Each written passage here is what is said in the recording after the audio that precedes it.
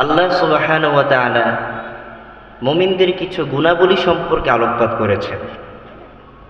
তার মধ্যে গুরুত্বপূর্ণ একটা পয়েন্ট হচ্ছে সবর। গুরুত্বপূর্ণ একটা পয়েন্ট কি? সবর। পৃথিবীর বুকে আপনি যা কিছু করেন, সবরের বিপরীতে গিয়ে আপনি সফল অর্জন করতে পারবেন না, ঠিক কিনা? পৃথিবীতে যা কিছু করেন, আপনি যা কিছু করবেন, সবরের বাহিরে থেকে করতে পারবেন না। সাফল্য অর্জন করতে হলে, উন্নতি সাধন করতে হলে, নৈকট্য লাভ করতে হলে অবশ্যই সবরের মুখাপেক্ষী হতে হবে। সবরের গুণ এটা গুরুত্বপূর্ণ একটি বিষয়। আল্লাহ তাআলা অত্যন্ত চমৎকারভাবে সবরের কথাটা টেনেছেন এবং এই কথাটা বিশেষত মুমিনদের জন্যই সম্পর্ক করে দিয়েছেন। ইয়া আইয়ুহাল্লাযীনা আমানুস্তাঈনু বিস-সাবরি ওয়াস-সালাহ। নাস বলেন নাই, মুমিন বলে খাস করে দিয়েছেন যে মুমিন, একমাত্র মুমিনরাই সবরের সাথে সালাতের মাধ্যমে আল্লাহর কাছে সাহায্য চায়। সুবহানাল্লাহ। আরো জোরে বলি সুবহানাল্লাহ। অল্প অল্প কথা বলে যাব। সবর অর্থ কি? সবর অর্থ হচ্ছে সংযম অবলম্বন করা। এর দ্বিতীয় অর্থ হচ্ছে নিজের দিলের উপরে পূর্ণ নিয়ন্ত্রণ করা, অর্থাৎ নিজের দিলকে আমার বিরুদ্ধে নিয়ে যাওয়া। আমার দিল চাচ্ছে গুনাহ করব, আমি বলছি না, গুনাহ করা যাবে না। আমি এই হালতেই থাকব যতক্ষণ পর্যন্ত আমার প্রাণ আছে, জান আছে, এবং যতক্ষণ পর্যন্ত কোরআন আছে ততক্ষণ পর্যন্ত আমি গুনাহের দিকে যাব না। এই যে গুনাহের দিকে যাব না, নিজেকে নিয়ন্ত্রণ করলাম, এটা সবরের অন্তর্ভুক্ত। সুবহানাল্লাহ। এটা সুবহানাল্লাহ বেশি বেশি বলবেন, আমি বারবার বলতে পারবো না যে আপনারা বলেন সুবহানাল্লাহ। এবার আসেন সবর কত প্রকার। যেহেতু ছোট করে আলোচনা করব, শেষ করে দিব। সবর তিন ধরনের। প্রথম প্রকার হচ্ছে, মুফাসসিরিনে কেরাম উল্লেখ করেছেন, সবরের প্রথম প্রকার হচ্ছে সকল প্রকার হারাম, সকল প্রকার নাজায়েজ কার্যবলী থেকে নিজেকে বিরত রাখা। আমি ঘুষ খাবো না, সুদের সাথে কারবারি করব না, গুনাহের দিকে ধাবিত হব না, হারামের দিকে হাত বাড়াবো না, হাত প্রসারিত করব না। এই যে আমি করব না, এক জায়গায় যে আমার নিজেকে বন্ধ রাখলাম, বলেন তো এর চেয়ে বড় সবর আর কি হতে পারে? এর চেয়ে বড় মুজাহাদার কি হতে পারে? কথা বলেন। আমার ওলামায়ে কেরামরা আছেন, তলাবায়েরা আছেন, ছাত্র ভাইয়েরা আছেন। মাদ্রাসায় লেখাপড়া করতে হয় 365 দিন। স্বাভাবিকত স্কুল থেকে মাদ্রাসার লেখাপড়ার সময়সীমাটা একটু বেশি হয়ে থাকে, চাপটাও বেশি হয়ে থাকে। অনেক ছাত্রদের মন চায় না, মন চায় যে সপ্তাহে সপ্তাহে বাড়িতে চলে যায়। কিন্তু অনেক ছাত্র আছে মাশাআল্লাহ, প্রতি 2 মাস পর পর বাড়িতে যায়। আছে কি না? নাই। যিনি সপ্তাহে সপ্তাহে যান, তিনি যদি এরাদা করেন, মনের উপর চাপ দিয়ে বলেন, আমার অমুক সাথী ভাই 2 মাস পর পর যায়, আমি কেন যেতে পারবো না? এই যে আমি কেন যেতে পারবো না, আমার মনের বিরুদ্ধে গিয়ে যখন আমি সপ্তাহের জায়গায় 2 মাস পরে নিয়ে গেলাম, এর চেয়ে বড় মুজাহাদা কি হতে পারে? কথা বলেন। আর যারাই মুজাহাদায় সম্পৃক্ততা রাখে, তারাই সবচেয়ে বড় আল্লাহর ওলি হয়ে যায়, জ্ঞানী হয়ে যায়। 2 নম্বর প্রকার হচ্ছে ইবাদত। আল্লাহর ইবাদত ও আল্লাহর নৈকট্য অর্জনের কার্য সম্পাদনের উপরে সবর। অর্থাৎ এটা গুরুত্বপূর্ণ, এর মধ্যে অনেক ফজিলত আছে। কারণটা কি? আল্লাহর নৈকট্য অর্জন করা ছাড়া মানুষের বিকল্প কোনো পথ নাই। কথা বলেন। আল্লাহর নৈকট্য অর্জন হওয়াই মানুষের জীবনের সফলতা। এটা সবচেয়ে বড় কামিয়াবি বিষয়, সাফল্যের বিষয়। আর এটা যখন অর্জন হয়ে যাবে, বুঝতে হবে তিনি পৃথিবীর সর্বশ্রেষ্ঠ মুজাহিদ। কথা বলেন। 3 নাম্বার, এটা আমাদের সমাজে সবচেয়ে বেশি সুপরিচিত, আর এটা নিয়ে আমরা চিন্তা করি। সেটা কি? যে কোনো বিপদ আপদে সবর করা। যে কোনো বিপদ আপদ, খাওয়া দাওয়া, টাকা পয়সা, ব্যবসায় লোকসান, চাকরি হচ্ছে না, বিয়ে হচ্ছে না, পিতামাতা তাড়িয়ে দিচ্ছে, এই যে বিভিন্ন বিপদ আপদ, মাদ্রাসা থেকে আমাকে বের করে দিচ্ছে, টিসি দেওয়া হচ্ছে, কলেজ থেকে বের করে দেওয়া হচ্ছে, পরীক্ষার সুযোগ দেওয়া হচ্ছে না, এই যে ছোটোখাটো কিছু বিপদ আসে, ওই সময়ে নিজেকে নিয়ন্ত্রণ করা এবং আল্লাহর পক্ষ থেকে নৈকট্য লাভের আশায় থাকা হলো 3য় প্রকার সবর। এই গুণটা যার মধ্যে আসবে, সে হবে সবচেয়ে বড় মুজাহিদ। সুবহানাল্লাহ। কিন্তু আফসোসের বিষয় হচ্ছে ভাই, আমি তাফসীর করতেছি ভাই, মন গড়া কোনো কথা বলছি না, সবগুলো রেওয়ায়েত টানতেছি। ইমাম মুজাহিদ রহমতুল্লাহ আলীর বক্তব্য, ইমাম আতা রহমতুল্লাহ আলী এই কথা টেনেছেন, ইমাম ইবনে কাসির রহমতুল্লাহ এই কথা টেনেছেন। সময় খুব কম, এই জন্য ওনাদের নামগুলো নিচ্ছি না। এই 3 প্রকারের সবরের মধ্যে 3 নম্বর যে সবরটা, এটা আমাদের সমাজে সবচেয়ে বেশি সুপরিচিত, অর্থাৎ সুখে দুঃখে অথবা সব দুঃখের বেলায় সবর করো। কিন্তু সবচেয়ে বড় সবর যে নিজেকে হারাম থেকে বিরত রাখা, এটা অনেকেই জানে না। কথা বলেন।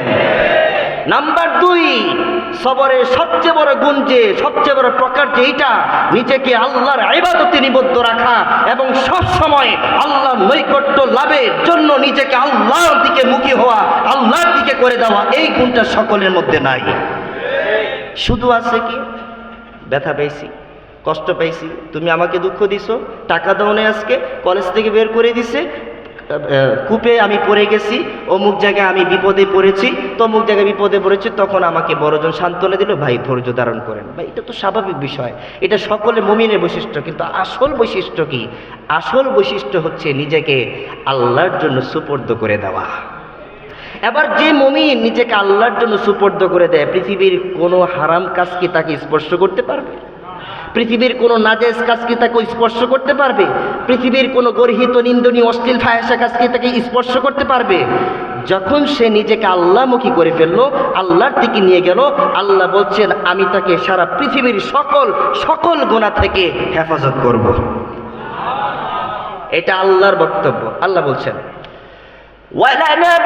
وَلَنَبْلُوَنَّكُمْ بِشَيْءٍ مِّنَ الْخَوْفِ وَالْجُوعِ وَنَقْصٍ مِّنَ الْأَمْوَالِ وَالْأَنفُسِ وَالثَّمَرَاتِ।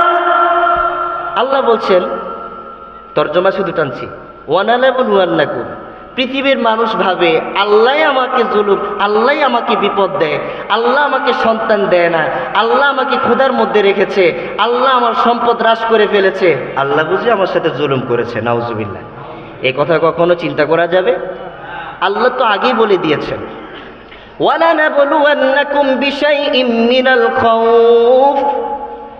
দুনিয়ার উম্মতেরা, দুনিয়ার বান্দারা শুনে নাও, আমি তোমাদেরকে পরীক্ষা করব বিষয়, কিছু অংশ দিয়ে, কিছু বিষয় দিয়ে, পুরাটা বলেন নাই, পুরা সম্পদ দিয়ে, পুরা জান দিয়ে, পুরা মাল দিয়ে। আল্লাহ বলেছেন বিষয়, কিছু অংশ দিয়ে, কিছু বিষয় দিয়ে। সে বিষয়গুলো হচ্ছে মিনাল জু, ক্ষুধা দিয়ে, মিনাল খাউফ, ভয় দিয়ে। আল্লাহ নিজেই বলছেন আমি তোমাদের থেকে পরীক্ষা নিব, তোমাদেরকে পরীক্ষা করব ক্ষুধা দিয়ে, ভয় দিয়ে, সম্পদ হ্রাস করে, জানকে ছিনিয়ে নিয়ে। এইভাবে আমি তোমাদেরকে পরীক্ষার সম্মুখীন করাবো। তোমাদের কাজ হচ্ছে আল্লাযীনা ইযা সাবাতহুম মুসিবা ক্বালু ইন্না লিল্লাহি ওয়া ইন্না ইলাইহি রাজিউন। তোমাদের গুণ হচ্ছে, সবরকারীদের পরিচয় আল্লাহ নিজেই জেনেছেন, যখনই বালা মুসিবতের সম্মুখে পড়েও মুমিন বান্দা বলবে ইন্না লিল্লাহি ওয়া ইন্না ইলাইহি রাজিউন, নিশ্চয়ই আমি বা আমরা আল্লাহর জন্য, আর আমাদেরকে আল্লাহর দিকে প্রত্যাবর্তন করতে হবে। এই যে বিপদ আসলো তা তো আল্লাহর পক্ষ থেকে আসছে, আবার আল্লাহ তাআলা নিয়ামত দিতে পারেন, এই আশাও রাখতে হবে। কথা বলেন। যদি মুমিন এই আশা রাখে এবং নিজেকে আল্লাহর জন্য সুপর্দ করে দেয়, প্রত্যেকটা বালা মুসিবতের মধ্যে নিজে অংশগ্রহণ করে সেই পরীক্ষায় উত্তীর্ণ হতে পারে। আল্লাহ এর আগের আয়াতে টেনেছেন ওয়াবাশশিরিস সাবিরিন, সাবিরিনদের জন্য সুসংবাদ, তারা যেন সুসংবাদ গ্রহণ করে। ফেরেশতাদেরকে আল্লাহ তাআলা বলে দিবে, যদি তারা কিয়ামতের ময়দানে আসে তাহলে তাদেরকে ডেকে ডেকে বিনা হিসাবে জান্নাতে পৌঁছাই দিও। জোরে বলি সুবহানাল্লাহ। আমার আলোচনা একদম শেষ, একদম ছোট্ট করে কথা বলবো, একটা দোয়া শিখাই দিয়ে উঠে যাব। দোয়াটা হচ্ছে আবু সালামা রাদিয়াল্লাহু তাআলা আনহু, আল্লাহ রাসূলের একজন ঘনিষ্ঠ সাহাবী, ওনার বিবি উম্মে সালামা রাদিয়াল্লাহু তাআলা আনহা, যিনি পরবর্তীতে নবীর স্ত্রী হয়েছেন, বয়স ছিল 27 বছর, নবীর সাথে ছিলেন 6 থেকে 5 বছর, আর নবী বিয়ে করেছেন 57 বছর বয়সে। সুবহানাল্লাহ। এই ছোট্ট একটা মেসেজ দিলাম, এই ছোট্ট মেসেজ দিয়ে নাস্তিকদের একটা প্রশ্নের জবাব আপনি টেনে আনতে পারবেন। সেটা কি? আমার নবী যদি নারী লোভী হতেন তাহলে 57 বছরে গিয়েও তিনি 27 বছর নারীকে বিয়ে করলেন কেন? কথা বলেন। আপনাদের কাছে আমার একটা ছোট্ট প্রশ্ন, 57 বছর বয়সে কোনো পুরুষ কি তার জৈবিক চাহিদা পূরণের জন্য বিয়ে করতে পারে? এ বয়সে কি জৈবিক চাহিদা পূরণের কোনো সুযোগ আছে? যেই সকল নাস্তিকরা বলে আমার নবী নারী লুবী ছিল, সত্য না মিথ্যা? ধোঁকাবাজ কথা বলেন, ঠিক কিনা?